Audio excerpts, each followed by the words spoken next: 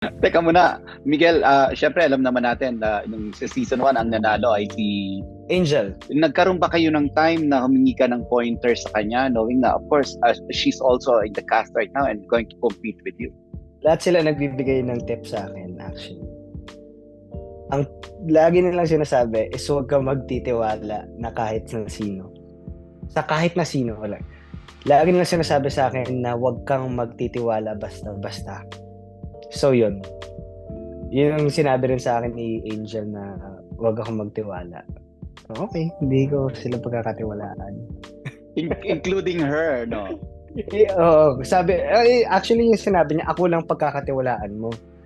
Lahat ng sinasabi nila, huwag kang magtitiwala kahit kanino. So kanino, di ba? So, para safe, di nila magtitiwala kahit kanino.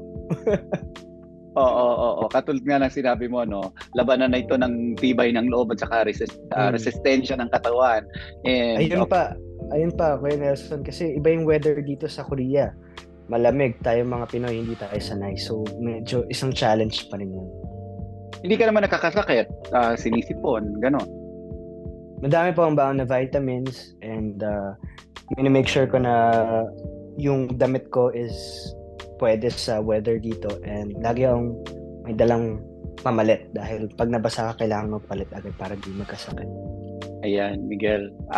I hope you win this one dahil alam ko ikaw yung odd man ngayon dahil lahat itong mga to nagkasama na in the past season, no? Pero ikaw yung kakaiba sa kanila.